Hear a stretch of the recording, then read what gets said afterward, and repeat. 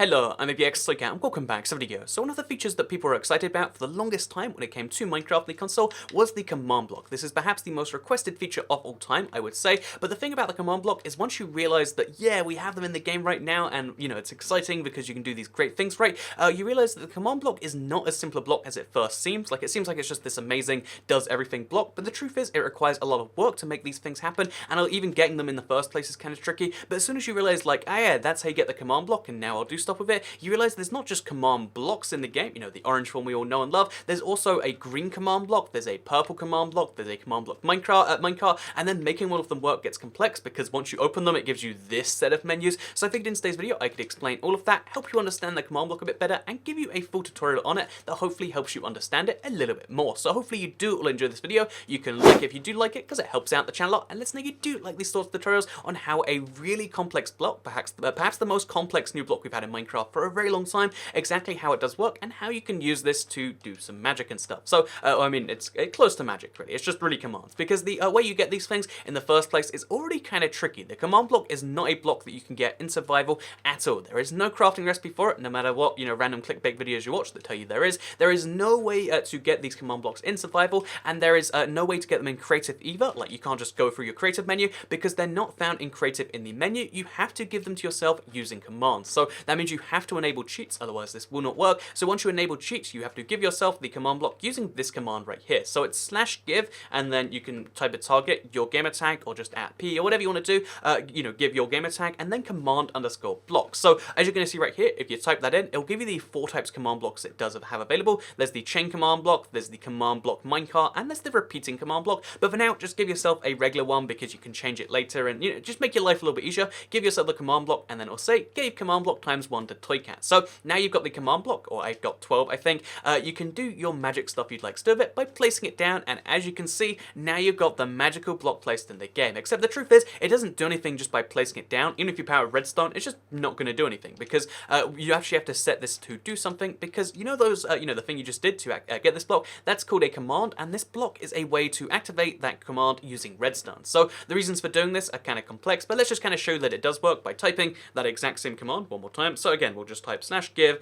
This time, you know, instead of doing the exact same command, we'll do like, you know, and then like a, so like, oh, that's wrong, oh wait, shift, oh, we've got to hold down shift there. So let's say @p, you know, the nearest player, and then the command _block, just show that it can do something a bit more flexible. And then it's the exact same thing we just did before, so bear in mind, you know, it's just giving someone a command block, again, and we've set our command block to give you a command block, but it's going to give the nearest player a command block, which, although that's going to be me, it kind of shows that now we've just got the exact same thing as typing it ourselves, except we can activate that with redstone. So now it's always going to give me the command block, because I'm the nearest player, and in fact the only player here, but still, you get the idea that, like, now we've set up a way to automate that command we previously had to type ourselves every single time. So boom, that's what the command block does. It allows you to automate commands by putting them in a block form, which means it can, like, tie into redstone circuits, or most of the time it's just its own set of redstone circuits, because again, the way you activate these for the most part is to use redstone, like this lever right here. So that's what you can do with command blocks. You can do stuff like that, but that doesn't explain how people do these really amazing things. You've probably seen, like, only command block mods and crazy stuff like that. How have people done all of that if you can just use them to type /text? So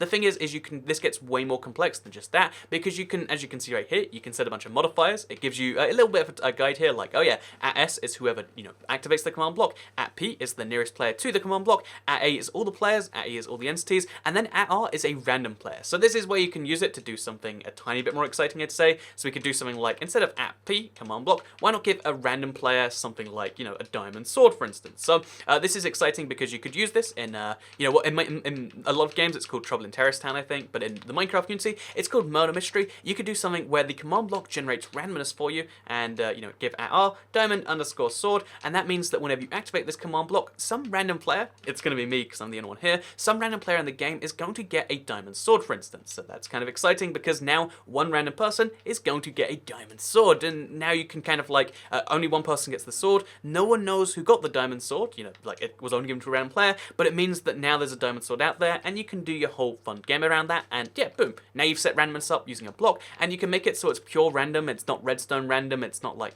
someone picks it random. It is just like, oh yeah, the game is going to pick a random player, 1/8 chance if there's 8 of you, for everyone to get that, and then someone's going to get a diamond sword, and they're going to be the guy that can go kill everyone. So boom, now we've just set up something kind of exciting, but now we can use this with some other command blocks to do something even better than that. So yeah, like I said earlier, there is actually 3 types of command blocks. There's the orange, there's the blue, and there's the purple, and the long story short behind them is the orange command block only activates when you send a redstone signal to it. You can change that later, but let's just keep it simple for now. It activates when you send a redstone signal to it, whereas the green command block, this one right here, the chain command block, will only activate when the block behind it, the block that's like, facing it in a way. So like, as you can see, this block is facing this block with the arrows. When that block activates, this block activates. So we can set something else up, like, oh yeah, when this gives a diamond sword to a random player, this one right here is going to give, so let's type slash give, and then like, I don't know, at P for instance, so at, no, actually, we'll give it to, at all players, so at A, and then we could give them something to let them know that previous command had gone off and that the game has started. So, for instance, a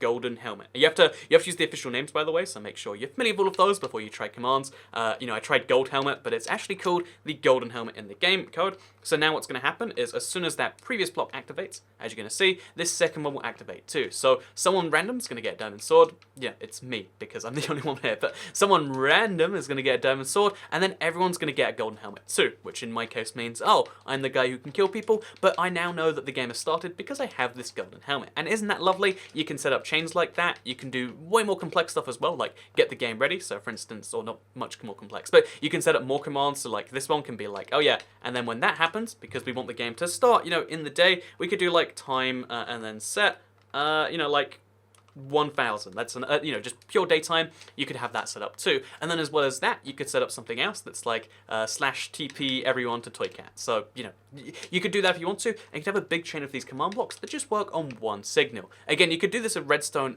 in the same way, but having a big chain like this kind of works nicely, and it lets you kind of follow it, sequentially. Like random person gets a diamond sword, everyone gets a golden helmet, time is set to day, and then everyone's teleported to, that sand thing over there. Whatever you want to set it to, slash TP and then your coordinates, and then yeah, that's how you can do that. Easy stuff. Now you've worked out how to make a mini game using command blocks. So then we've got the big question of like, so that's how that works. That's exciting. What about all these other fields that are going on? So if you do have this for a mini game, again, we're just giving you a basic example. You can actually label them using hover note. This is just a name tag. So this can be like, random. I don't know. We'll just do RDDS. It's terrible, but we're just trying to be fast here. So that's a random person, diamond sword. This can be like, gold helm.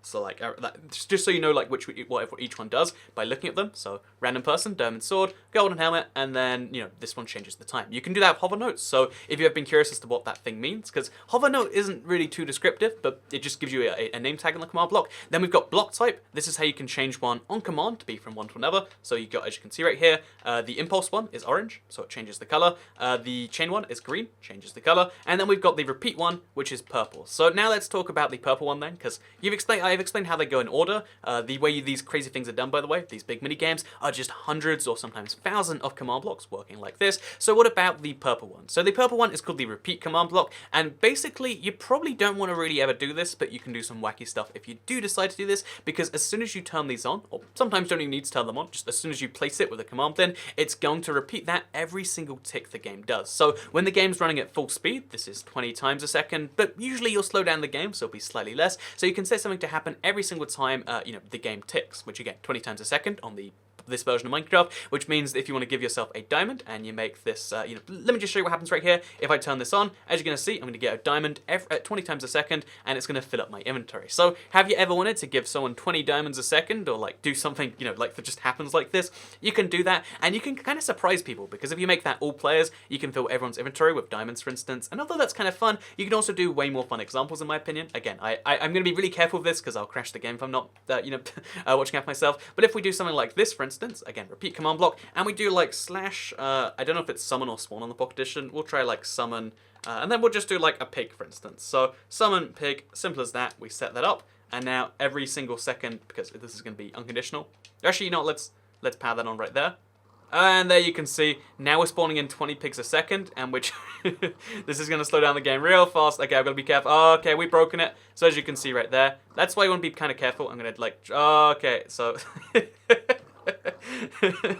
So that's why you have to be really careful what you set all this stuff. The frame rate has gone down to like 1 FPS, and I think the game is about to crash. In fact, let's crash it ourselves. Let's just okay. Well, we've crashed our Xbox too, it seems. But let's just close this and let's just pretend that didn't happen, shall we? But that's an example of like how you have to be really careful with those sorts of things. Because even me knowing that, even me being ready to press it, I didn't break the block in time. I couldn't break the block in time, and the game got really low frame rate. So yeah, it's kind of cool that you can do the command blocks to kind of crash a game like that, but also means you have to be really careful with these purple ones. Test them a few times, make sure they're conditional, make sure the game can handle them running all the time, because again, you're setting up like something to happen every 20 seconds, every 20th of a second, every 0.05 seconds, whatever that be. So if you're doing that, you have to be really careful as to how you're doing that thing. So yeah, make sure it's not something like spawn Ender Dragon. You can crash your game in just a couple of seconds like that. Instead, make sure it's something, more like, like just give diamonds or something really light and less intensive, because otherwise you will crash your game, and if I'm not careful here, then the game might already be crashed. So yeah, that's how you can do stuff with this. But what about the other settings you do have in the command blocks? So again, hoping there's no pigs here, because I mean, if the command block's there, then the frame rate will just be like broken forever, because the save doesn't actually happen like instantly every second, it happens every few seconds. Let's just hope that it saved before that happened. That's the dream here. But if you hear lots of squeaking, then that's a whole different thing. See, it's kind of fun to do this stuff live in Minecraft, because, oh no, it says 0.3 FPS. The signs aren't good for what's about to happen on the other side of this loading screen, so let's assume that it didn't work, and that we're going to have to, like, cut to something else. I'll show you for a second, and then we'll cut to, like, a different world, because this world is now kind of ruined. Like, again, when you lower the frame rate and something like that, the frame rate gets so low you can't even really fix the world, besides, like, I don't know, turning off, like, mobs in some way, except you couldn't do that because you can't get in the world dirt.